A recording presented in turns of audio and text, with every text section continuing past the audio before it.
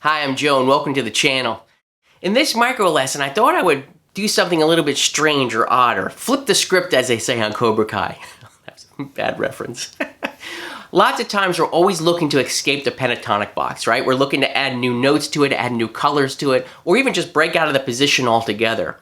But what if we did something different? What if we took this concept and flipped it around? What if we tried to make a 4-note blues solo? Well, why would we do this?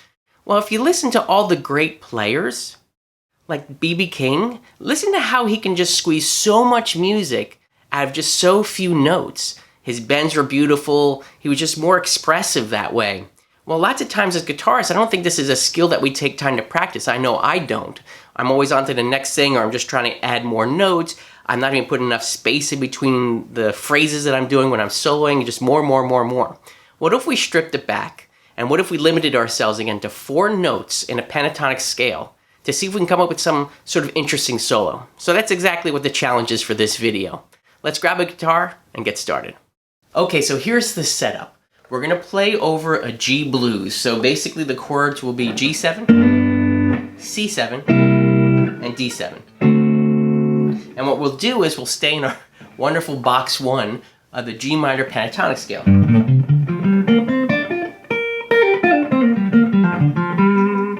So we're just going to stay right there. But again, we're just going to limit ourselves to 4 notes. And those 4 notes are going to be the flat 7, the root, the flat 3, and the 4. Now, why did I choose those notes?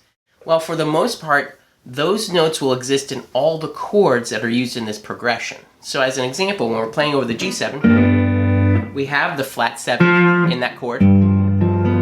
We also have the root in that chord. So that works great. When we go to the C7,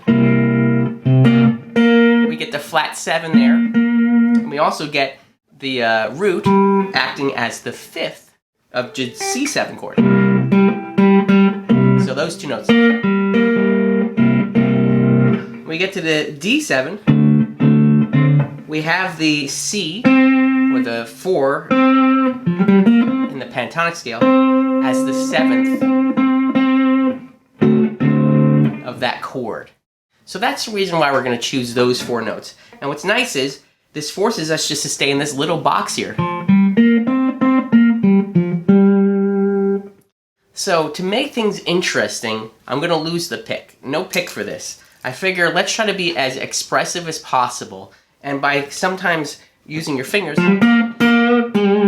you can get more expressive, in my opinion, and try to make these notes say something, for lack of a better word.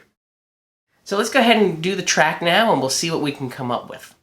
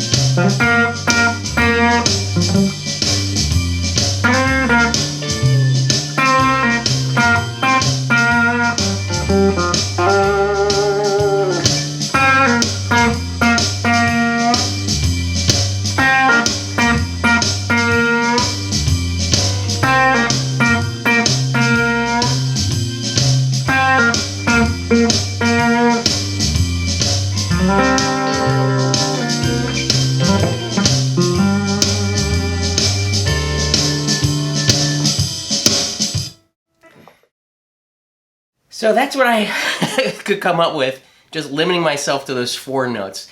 Now, that's not going to win any blues awards, but it really is a very challenging exercise to do, is try to limit yourself to stay within those 4 notes to try to say something musical. And now we have all these things at our disposal, so just don't think that you're limited to these notes in terms of, well, that's all I can do. You know, you have so much rhythmic variation that you can do to get into a note, your dynamics. You know, play notes soft and make them loud. And you can a little bit cheat and add kind of a fifth note, right? We can actually, and you probably heard me do it, I was tweaking that flat 3.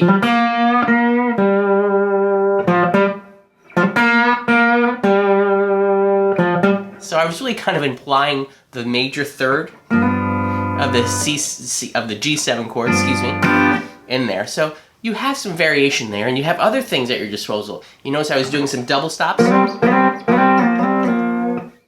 So we have that. So there's tons of things that you can think of. Just put your mind to it as far as just saying, okay, I have these 4 notes to work with, but what other parameters can I mess around with? Again, the rhythmic, the timing, the feel, the dynamics are some things that you can play with. So challenge now. I do have this backing track that you can download for free in the description. And I encourage you to go ahead and try to play along with this, just limiting yourself to these 4 notes and see what you can come up with. And if you feel like it, feel free to post a video and tag me somehow, and I'm more than happy to watch it and see what you can come up with. One other last thing I can think of too is if you're going to limit yourself to the 4 notes,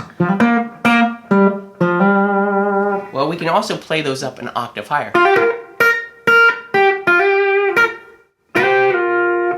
So maybe part of the experiment is play them only in one register at first, but then jump to another or higher octave and experiment playing with there. Anyway, have fun, be creative. I'm back.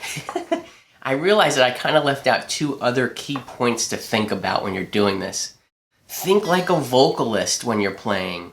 Try to come up with repetitive lines that make a melody that keep the listener interested. So you heard me go.